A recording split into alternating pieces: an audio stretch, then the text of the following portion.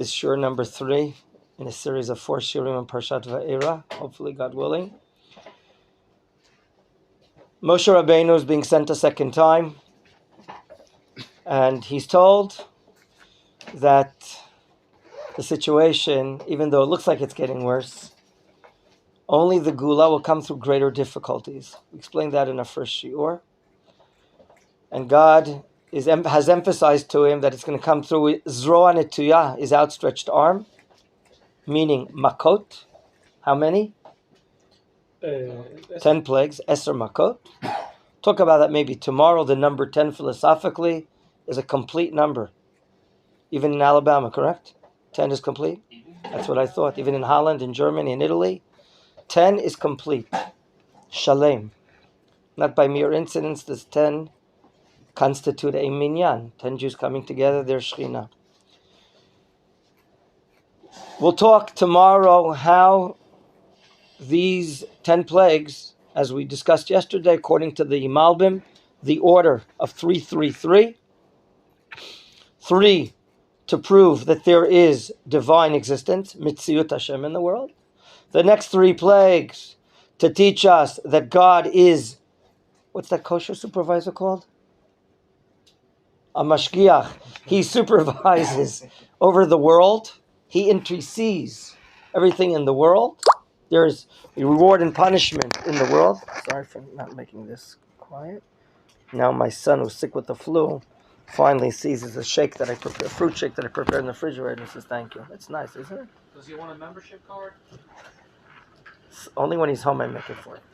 In any way, 3rd, 7, 8, and 9, plague 7, 8, and 9 will come to teach, as we studied yesterday, She'en kamo bechol ha'olam. There's no one like God in the world. He's all-powerful. No one is like him. 3 important principles of faith. I ask all of you, for who? For who? For the Egyptians? Correct answer or not? For the words? Everyone all of a sudden lost the power. Everyone lost the power of speech. I What? didn't understand the question. Performing the 10 plagues. For what purpose? We say the 3 purposes right now, but we ask for who? What did you say, Hirsch? To feed the Jewish people. No. That'll be number 10 in particular for the Jewish people. He says, David Adler, that it's on behalf of the Egyptian, the major society in the world, that they see the hand of God. Is there another answer? The nation of Israel as well. Remember, we saw in a few verses, and I'm going to do this, and I'm going to do that. How many verbs did we see? 7. It's not a roulette table that you're betting with money and calling out numbers, is it? You saw that. You remember that, right? 7 verbs. I'm going to do that. Ve'otzeti, vitzalti, ve'ga'alti, ve'lakachti, ve'ayit. 7 verbs. I. Why? Moshe Rabbeinu will have to go before Bnei Israel prior to the soliciting of these plagues and tell them what's about to happen. No one should think at the end of the 10 plagues that this is the act of witchcraft, sorcery, fortune. No. This is a divine plan. Now, as Moshe Wiedemann would probably say, if you're going to serve someone before the main course, you're going to serve him a Vorspeise. A Mana Rishona. The first what? The first course. Prior to the 10 plagues. Let's read it right now. Verse 8 of chapter 7. And I'm reading in Hebrew. Do you see it? Help him out.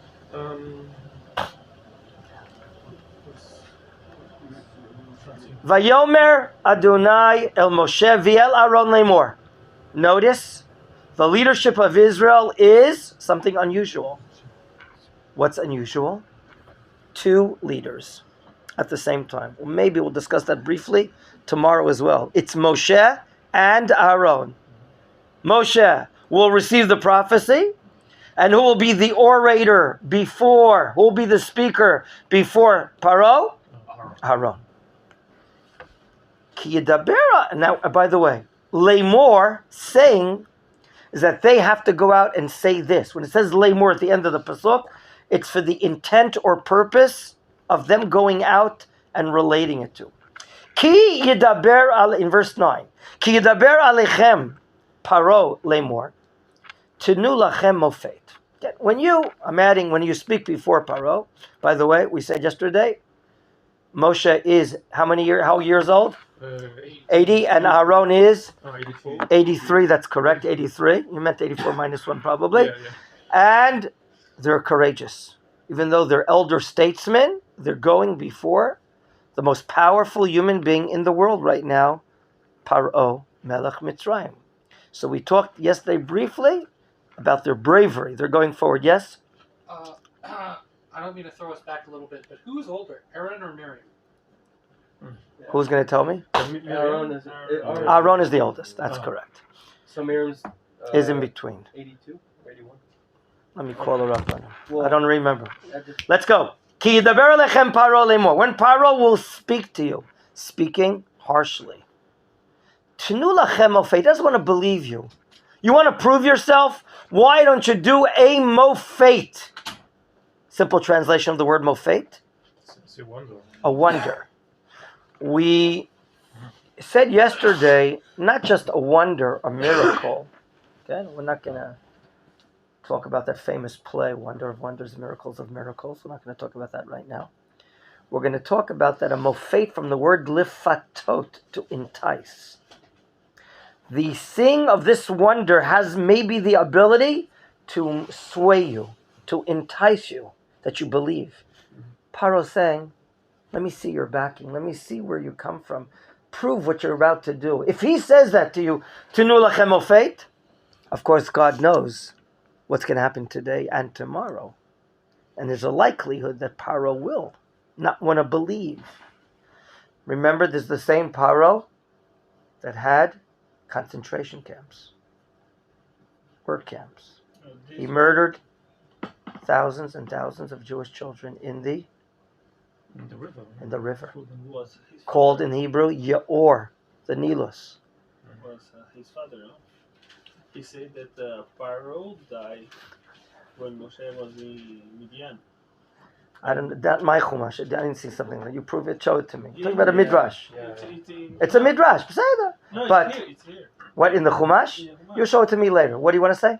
You answered my question. I was asking if it was I was going to ask if it was in the midrash. And you said I don't remember saying that. you just said it. No, say that everybody that's looking for kill him, For for kill Moshe, it's dead. who told you that it's Paro? Pharaoh. It could be. Okay, beseder. It could be beseder. That's one meaning. Okay, I accept what you're saying. But what I want to say is, this has been Egyptian policy for the several decades to murder Jewish children. It's not going to be easy to sway the mind of Paro. Let's go on. V'amartai el Aaron, you Moshe, you go to Aaron and tell him the following. Kach et matecha. Matecha from the word? Mate. Mate. Put another dot. Which means? Incline? Rod, staff. Thank you. Mate. Kach et matecha. Your mate. Whose? Don't look at me. Look inside the chumash.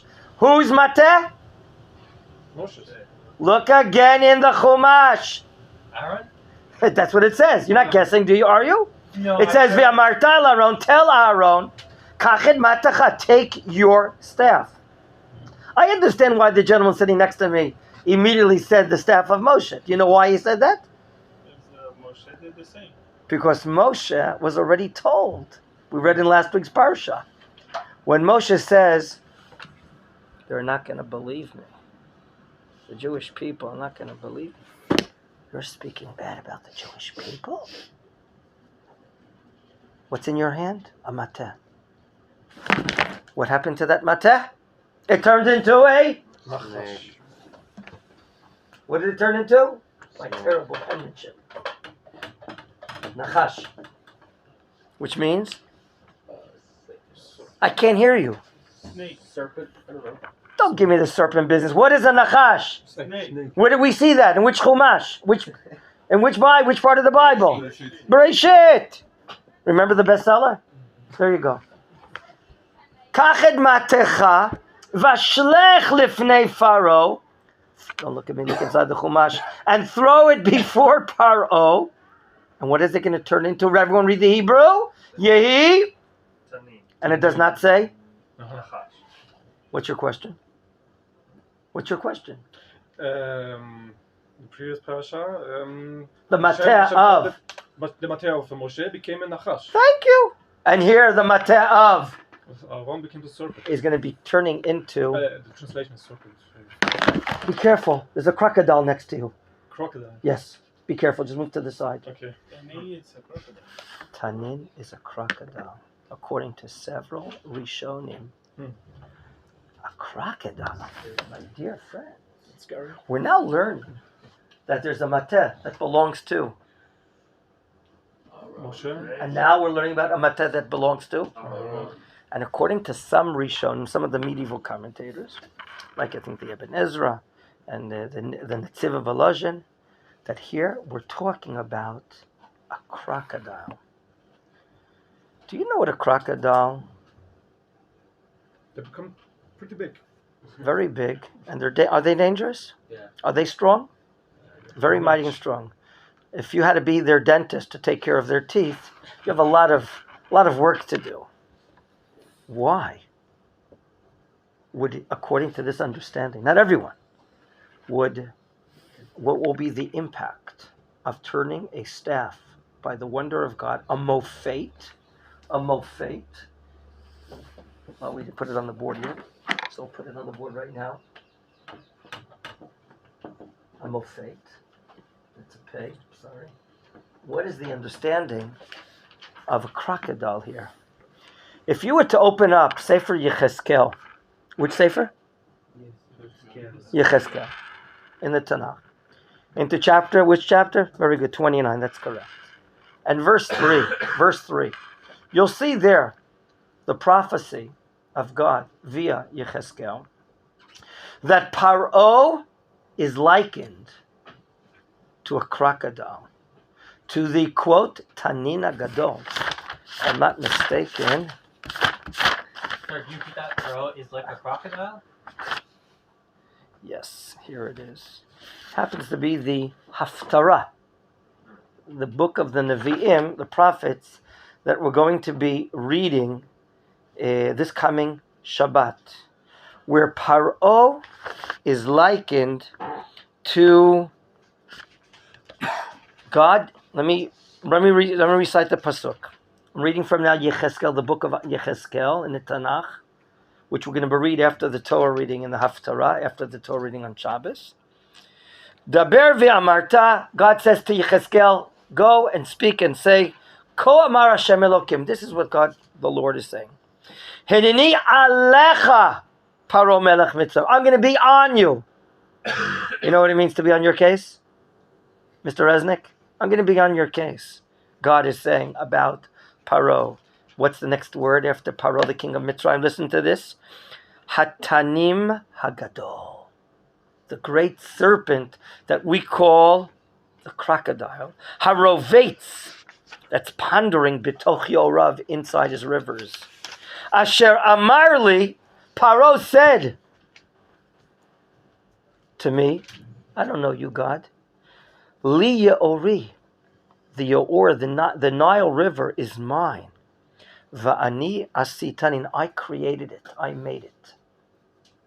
Gentlemen, Paro Melech Mitzrayim, the king of Egypt, we said is the strongest human being probably in the world, most powerful person in the world in this time, considered himself like that tremendous being, that tremendous creation inside the sea, that's really the ruler of anything and everything in the water, the crocodile. Why did Paro liken himself to that? Because he sees himself boasting with haughtiness that I am the greatest ruler in the world. And now, here comes God for the Mana Rishonah, the first course before the prelude to the 10 plagues. Moshe, tell Aaron to take his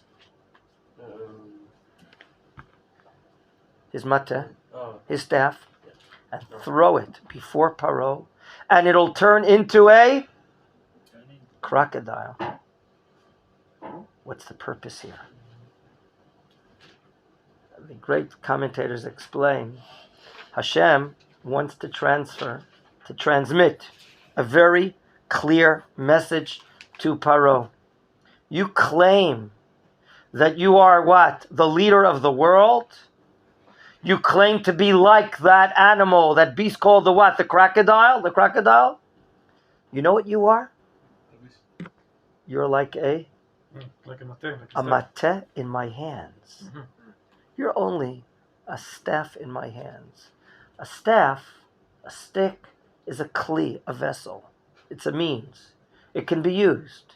It can be used for positive purposes. It can be used for negative purposes.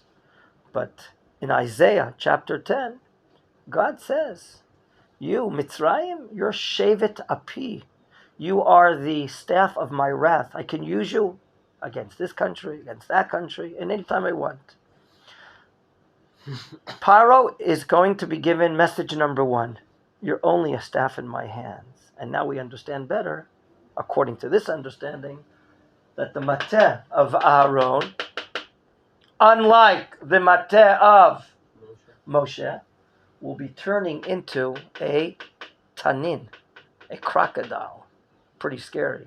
In last years, I would walk around this year showing you pictures of crocodiles with a big, big mouth. And you know what would happen? The students sitting closest to me would be very scared, and they would just No one likes that joke, so I'm not going to continue.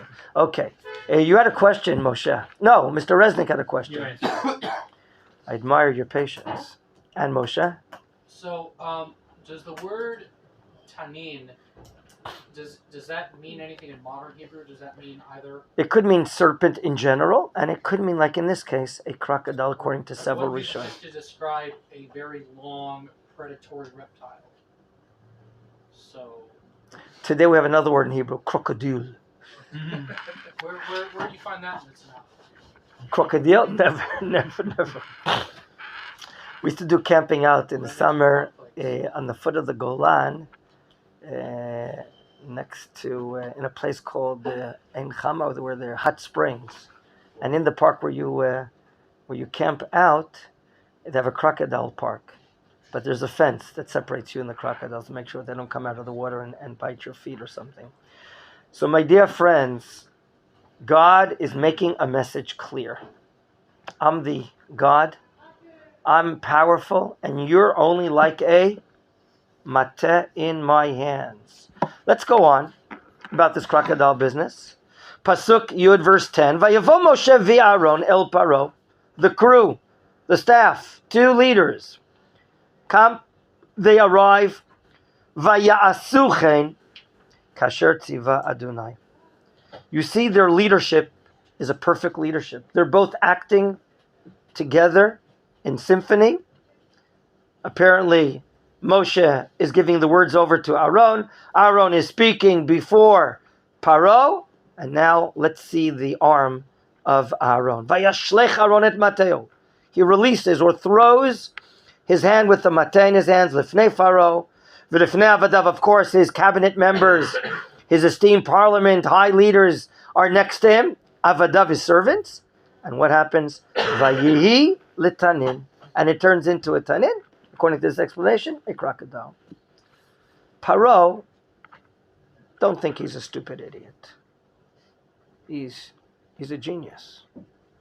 But he uses genius things for murder, for enslaving a nation at least 70, 80 years. Over the 210 years we're living in the land of Mitzrayim. He's a genius. How we devised policies secretly that no one's going to understand and see it. See, he's not going to look at this mofet. It's not going to, there are miracles that can happen. Don't often persuade, convince you, especially someone like this, because he wants to believe that this is not true. He believes in sorcery. He believes in witchcraft. And therefore, he gets on the phone, and who does he call up first? Would you please send over the elite staff of my sorcerers and witchcraft? Let's read. Pasuk Yud Aleph, verse 11. Vayikra gam paro lachachamim v'lemechashvim. He calls the staff of elders, of sorcerers, witchcraft, magicians. No, they can do a lot of things. Vayasu gamim chartumei mitzrayim belahatehem. Gentlemen, they know through witchcraft how to do things. So is he convinced? No. Pasuk Yud Bet. Vayashlichu ishmatehu. Each of his team of sorcerers also release their staffs. Vayulataninim. I can imagine. I hope they're not doing it in the living room of the palace because these crocodiles. Who's going to clean up the you know what? Vayivla matei Aaron et matotam. Oh, yeah. What happens here? Vayivla matei Aaron. What swallows what, Ursh? What swallows what? The mateh of swallows. There's. They're what? Their staffs. They're plural. Matim? Plural. Matot? That's right. Matot. 1 second, Moshe. What does this demonstrate? Is it one miracle? Is it two miracles? Let's look at the wording of Rashi together underneath the text. Verse 12. Vayivla matei Aaron. Rashi says in a very short way, and he's quoting basically or paraphrasing a phrase in the Gemara in Masechet Shabbat. I see the footnote over here. Don't think I know it. Me'achar shechazar v'nasa mateh, bala et kulam. Why is Rashi? Rashi is deciding educationally to quote this Gemara. I repeat. Me'achar, whereas shechazar v'nasa mateh, what happened? The crocodile became back a mateh. Bala et kulan. In other words, it was not a large crocodile swallowing a smaller. You can say, that's natural. The big cat crocodile hasn't been eating breakfast or lunch for a few days. He's pretty hungry, so he'll eat another crocodile. No. But rather, the mateh, staff of Aaron, swallowed. It's a very supernatural thing. The mateh of these sorcerers, or their matot, in plural. In other words, according to Rashi, what we have here, listen to the following expression in Hebrew. Nes betoch nes. I repeat. Nes betoch nes. What do you think I mean? Miracles and miracle. What do you mean? What do I mean? And that's the translation. What do you think? What does Rashi mean? What does it mean? A miracle inside another miracle. For proof the miracle, there is a miracle and then another one. What are the two miracles here, Jake? Yaakov? Staff becoming a crocodile. And then a crocodile. There's two miracles. The crocodile reverted to become a. That's the miracle. That's one miracle. And then swallowing another matot. The matot. That's what Rashi means.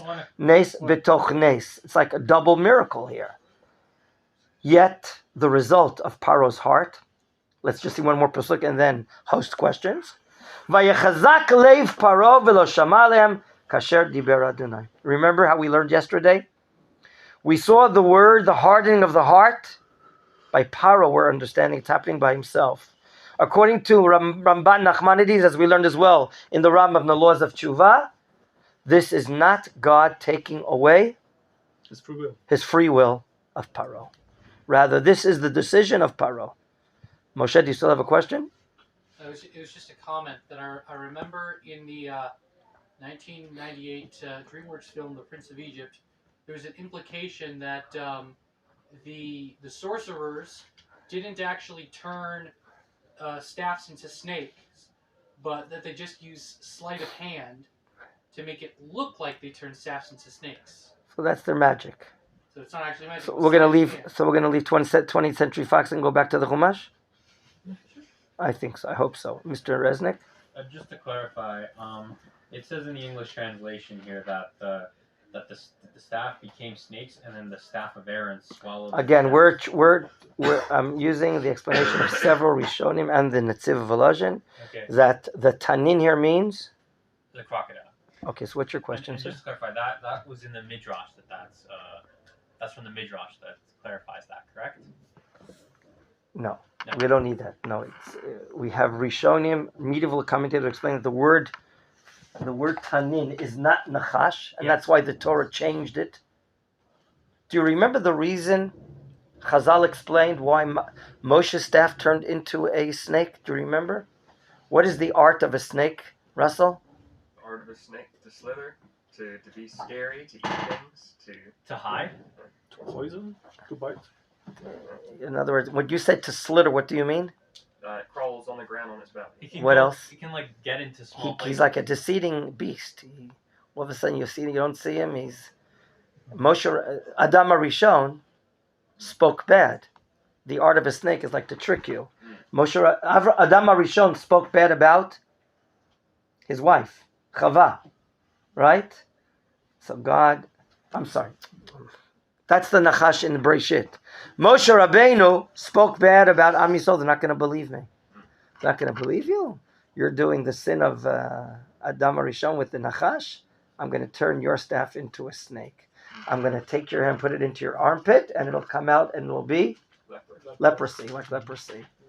So those Rishonim, those medieval commentators are arguing why by Moshe Rabbeinu the mateh turns into the word Nachash, whereas the mateh by Aaron turns into a tanin. Take that together with the words of Yechezkel the prophet, and we see the great beast of the river is Tanin HaGadol. Who's the Tanin HaGadol? Traditionally, we know that the great beast, the greatest serpent inside the water is not a snake. Snake doesn't live in water. Did you ever ask a snake how was the shower? I mean, most don't. Some do. But crocodiles live in water. That's the Tanin HaGadol. A crocodile obviously is Gadol more than a snake. Okay? Yes. So we put things into proportion. Thank you. You're welcome. Pasuk Yudalid. Vayomer Adonai El Moshe Kaved Leiv Paro Me'ein L'Shalach Ha'am. Just for simple Hebrew, the verb in the infinitive Lima'ein. Do you see the word Me'ein? He refused. The verb is Lima'ein, to refuse. L'Shalach is to send out. L'Shloach is to send. L'Shaleach is to send out. Would you like to be a shaliach and send students to Machon Meir? Shaliach.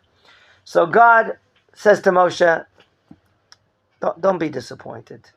Don't be disappointed. He has a heavy heart. And now we're ready for warning number 1 prior to Makkah number 1. Lech al Paro baboker. Go to Paro in the morning. Why the morning? Hine, follow the reading please in verse 15. Hine yotze hamayma. Behold, he's going out to the Mayim. Which Mayim? The river. You understand why he's going out to the water in the morning? Maybe to wash up. Wash up. What's with the plumbing in his palace? Maybe underdeveloped. Underdeveloped. Okay, so there's no plumbing. Is that correct? I mean, if they would even call your father to do the plumbing, then would he have done it then? Probably not. That's what I thought. He's going out to the water, like you said, to wash up, or to take care of his physical needs. Rashi says, because the Midrash says he considered himself like a god, like we read in Yechezkel. He doesn't want to show inside his palace that he takes care of his physical needs, that he excretes waste. I'm a god. I have no waste, no negativity, no lackings in my body. So he would do it clandestinely by the waters. V'nitzavta likrato, you're going to stand there erect towards him, al sfata or. V'amateh shenapach lenachash, what Jake asked about just a moment ago. Tikach biyadacha. Who is going to take his staff? Moshe. And you notice again the difference the Torah is accentuating. Take your mateh that was turned into a nachash. Doesn't say tanin. So again, you see how well The understanding we provided, a nachash is a nachash, a tanin is not a nachash, and therefore we're using the word crocodile. So Moshe and Aaron, each one have one mate. Beautiful. Yeah. Beautiful. Ve'amarta elav, say to him, in verse 16, Adonai Elohei ha'ivrim shlachani elecha le'mor. Shalach et ami v'yavduni b'midbar v'nei lo shamata ad כה. How do you do? How does Moshe introduce to Paro God? He doesn't say the God of creation, of heaven and earth, but he's the God of the Ivrim, Ha-Ivrim, the Hebrews. Who are the Hebrews? Israel. Why is Am Yisrael called the Hebrews? Hirsch? They speak Hebrew. They speak Ivrit. One meaning. Another meaning. Came from the east. They came from Aver HaNahar. Did you get those two words? Aver HaNahar. On the other side of the river. No, not the Mississippi. The other side of the river. Which river? The Nile. The Nile? Oh. Okay. Come on, Hirsch. Tigris. Not the Tigris. No, that's another one. Jordan? Not the Yarden. The Euphrates. The Prat. Okay. Avram Avinu was an Iraqi, you know? He was a Bavli. His grandfather was named Evel. Right. And why is Avram Avri, who comes from the other side of the Euphrates? Because he's also named after his grandfather, Aver, who was a very big tzaddik, very big righteous man. Now, what it means, Elokei HaIvrim, I don't know if you noticed, you see the guy sitting next to me over here? Yeah. See him? Do you know what he said this morning in the Shemona Esrei? I got to tell you. When he spoke and related to God, he didn't say the God, the Lord of creation. He said, Elokeinu ve'Elokei Avotenu. And then he said, Elokei Avraham, the God of Avraham. And then he said, Elokei Yitzchak, the God of Yitzchak. I asked him, I interviewed him on live radio the other day. What do you mean when you said that? And he said the following, according to Rabbi Yehuda Levi in the Kuzari. He says, when it says in our Shemon Esrei, the God of Avraham, Yitzchak, Yaakov, and they got it from the Bible, obviously from the Chumash, it's the God that prophesied, revealed himself, and spoke to Avraham, and to Yitzchak, and to Yaakov. Which later becomes the theme, the proof of belief in God's existence. And that is, like they say in New York, seeing is believing. When we saw godliness, when we experienced hearing God's prophetic voice talking to millions of people, men, women, and children at the foot of Sinai, no one can discount that, can disprove that. And this started already with Adam Arishon, with Noach, God prophesying to Noach, and Avraham, Yitzchak, Yaakov. And therefore, I want you to know, Paro, Moshe says, the God of the Hebrews has sent to me, the God that has been speaking to our ancestors and speaks to me as well. And you asked for the word, Yaakov, yesterday. What is his message, the order? It's an order. Shalach et ami. It's not pretty, please. Bivakasha. Tishlach. No, it doesn't say bivakasha tishlach. Imperative. Shalach et ami. Send my people. V'yavduni b'midbar. Gentlemen, never ever does it say that we're coming back. However, what could Paro understand? We're going out for a few days to the Midbar. We'll even see how many days will be noted at a different time. Paro can easily understand, time out, give us a break for a few days.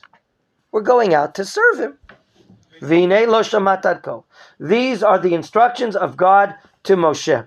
But, like we put on the graph yesterday, there's a designation, there's a purpose. What's the purpose? Ko amar Adonai. Bezot teda ki ani Hashem.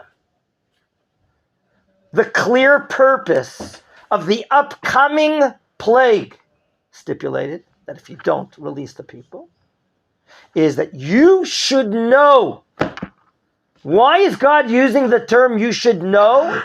Because what did Paro say? The first time he knocked on his door, let my people go, he said, the end of last week's Parsha.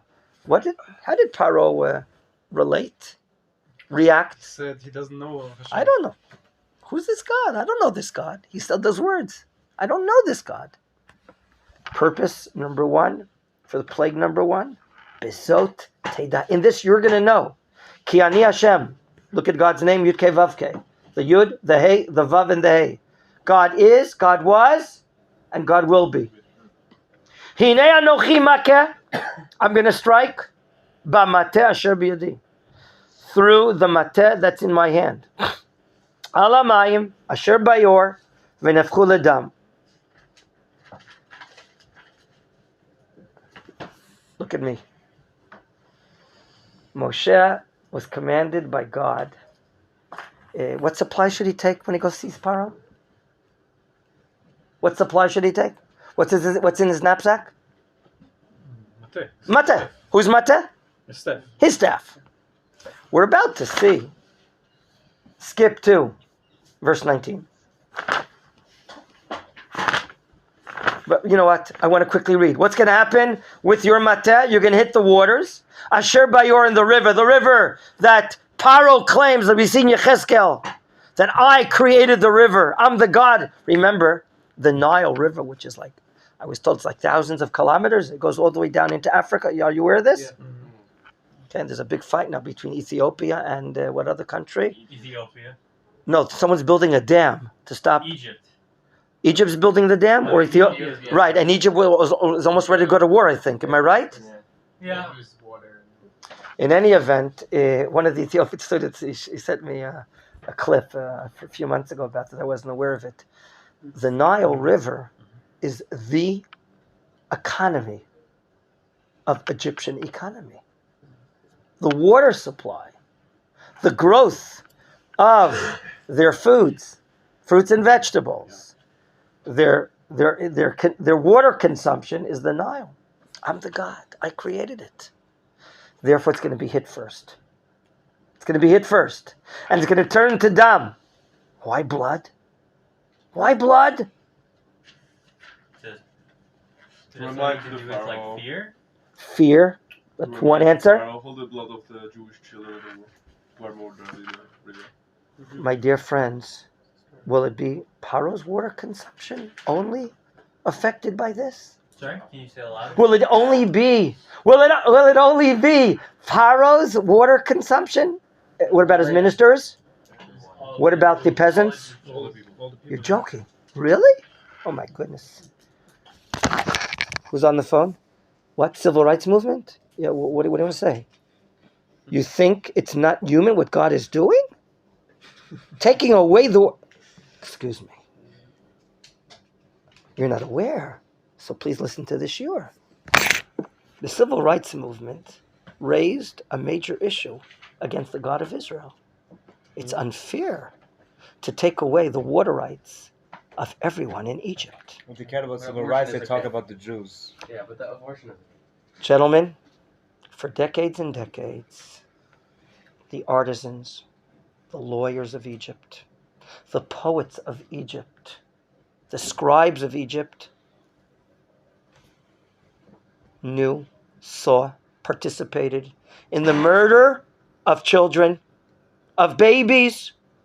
They saw the crying of the mothers, of the babies taken away from the breast of the mothers that were just born.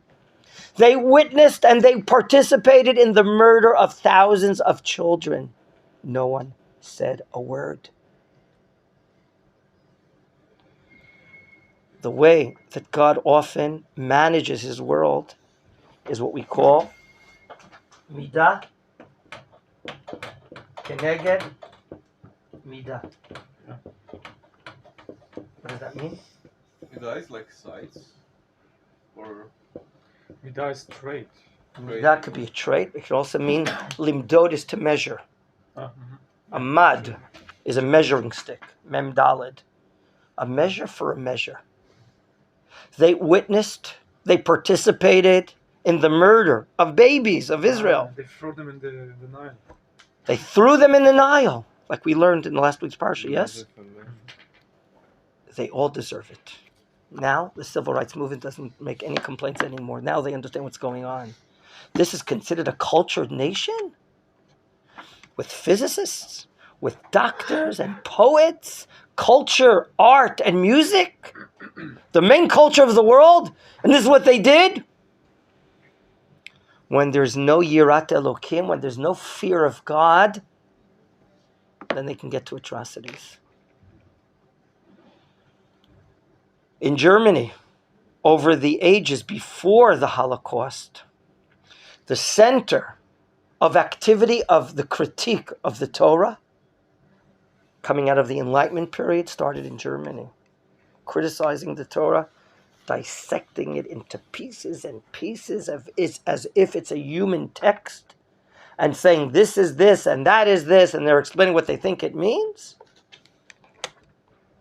When there's no Yirat Elokim, I learned it from Rav Kashtil, and Eli would say this, when there's no fear of God, you can see what happens to a society, how they plummet, how they descend to the worst levels of humanism, of human society, thank you, of murdering 6 million people, and no one's saying anything, or almost no one. So when there's no Yirat Elokim, when there's no fear of God, and they're claiming they're the society of ethics and morals, we see where they get to. I wanted to bring the point, now it's affecting everyone. Verse 19. Vayomer Hashem el Moshe. Everyone look at verse 19. God says to Moshe, Emor el Aharon. Say politely, El Aharon. Follow the Hebrew, Mr. Ariel as well. Kach matecha. Take, what is matecha? Your stuff. Your staff. Who's he talking to? Aaron? Moshe is going to be talking and asking Aharon. What's his name again? Aharon. There, that's what I thought you said. Unitei yadcha, stretch your hand. Al meimei Mitzrayim. Al naharotam, the rivers. Val yorayim, the Nile. Val agmeim, and the bays. Vakol mikvei meimehem. Any areas collecting water. Mikveh. Yikavu amayim in Genesis. The word is used. Yikavu. Waters are collected together. You remember that term? Word mikvah? From there, the word mikveh, mikvah, v'yudam, vayadam bechol eretz Mitzrayim uveitzim. What do you find difficult regarding staphology? What do you notice here that seems to be a contradiction? Who can raise the question? Regarding a staff. What did God tell Moshe? Take what? What's in his supply? Whose staff? Moshe's staff. And now what is God telling Moshe? No, take our own stuff. Moshe, tell Aaron To take to take his staff. Contradiction? Spit it out. Spit out the answer. Yes or no? I'd say so. You're allowed to ask questions. You should ask questions. Otherwise we can't learn. One of the great later, the Netziv Volozhin, okay, the Amik Tavara by Naftali Tzuyuder Berlin, in its Chumash, relates to this matter. So too does the Ibn Ezra. And he says the following. There must be the presence of the staff of Moshe. That staff is a kli, a vessel, a means where God will show an expression of his power. However, here, in the case of striking, doing a physical, tangible action of striking the Nile, the river, the waters, you will use the mateh of Aaron. Here, in the next one, Tzfardea, frogs. Why? Classic answer. Many of you know the Midrash. Rashi probably brings it. Moshe cannot hit the water. Oh, yes, because the water saved it. Very good. If you're going to hit the water, that's called kfiyut tova. What does kfiyut tova mean? What is hakarata tov? To recognize the good, to be gracious. Kfiyut tova is to be ungracious. The most elementary midah, character trait that you said before, for a Jew, is to be thankful, appreciative. Okay? David went out and bought markers for the shiurim. We thank you very much. Even though I told him I'm going to give him money to do it. He knew I was busy yesterday. I didn't see me. I didn't see him. He went out with his own money and bought it. I just reimbursed him. In any event, I'm expressing my appreciation. You argue against this appreciation? No. We express thanks. That's called in Hebrew hakarat hatov. Can you repeat that? The opposite, God forbid, of hakarat hatov is called kfiyut tova. To be kafui is like to deny. Kfiyut tova is like denying the favor that was done to you. Kafui tova. Moshe Rabbeinu, God forbid, will not be kafui tova, not only to a fellow Hebrew or to another human being, but even to the inanimate, to the water. Do you understand what's happening here?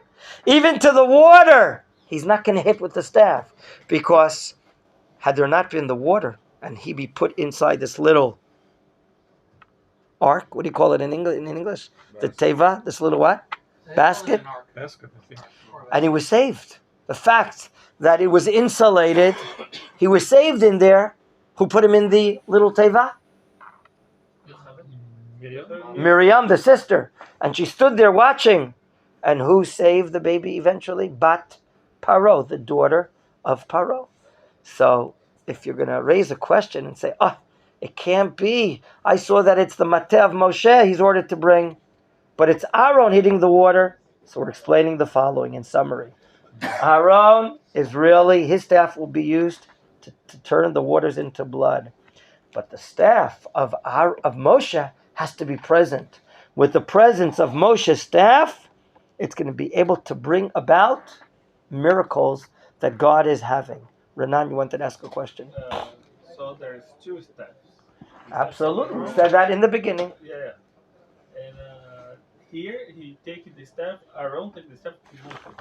No, we're saying differently. Okay. Aaron is going to be hitting the waters now and in the second plague. No, but with the staff. The Moshe staff is present, I said. Not hitting, present.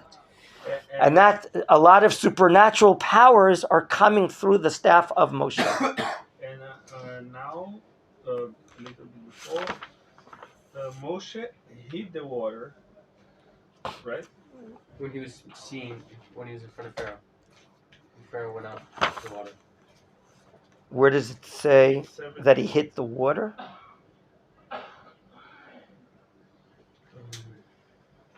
Doesn't say water, is in my chumash. 14. 15. No, now we're talking about the plague of blood. But it doesn't say that Moshe's staff is hitting the water in the plague of blood. No, it's Aaron's staff. Before and inside the palace or something like that, it was Moshe's staff turning the mateh into a crocodile. As opposed to Moshe's staff, to the Jewish people, turning into a snake. Is that okay with you, Renan? What pasuk are you arguing for? No, we're talking now about going down to the water for the plague of blood. And it's going to be the mateh of Aaron, as we see clearly in verse 19. Let us continue. What is the cause? Egypt is suffering. Everyone is suffering. What about the fish inside the water? Huh? They're dying. Would you please, with your Jewish nose, can you tell me what's the smell of the waters now of the Nile? Very foul. Why? Because it's blood and rotting fish. Rotten fish. Anyone here a fisher? Gone fishing? No. So what happens to something smells fishy? I think is that expression in other languages? Yeah, in German it's similar.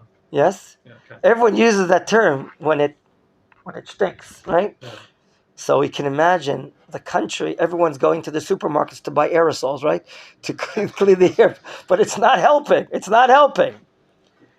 Gentlemen, let me ask you something. Would you please ask your Jewish friends in Mitzrayim right now, are they suffering?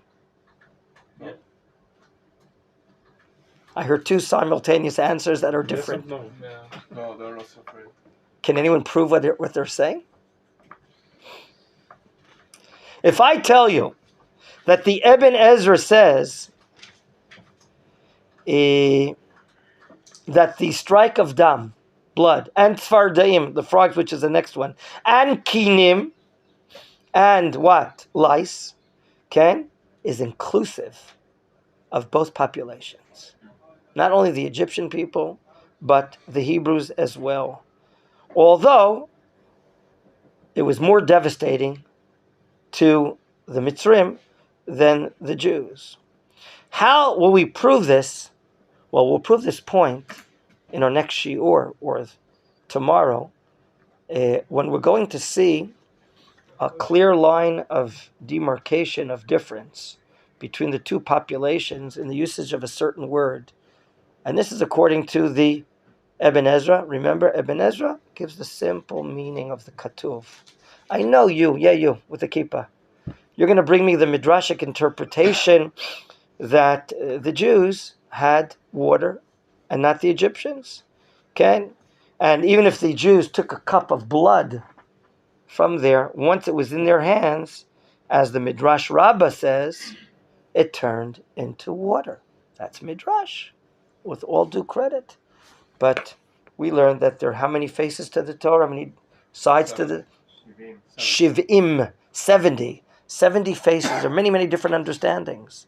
So just take this into understanding that it could be that the Jewish population is also suffering to a certain extent, but not like them. And how long is this Makkah? Look at Pasuk 25. After the Egyptians are what? Digging and looking for water. And of course, Paro. Why does it say in verse 23, Vayifen Paro, Vayavoy Beito, he goes home as if everything is okay. He's not even moved. Velo shat libo gam lezot. What's he thinking, gentlemen? What is he likely to be thinking? That this is the result of what? Sorcery, witchcraft, magic. And therefore doesn't budge.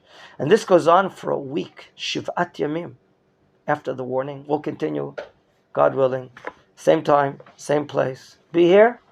B'ezrat Hashem. Shalom.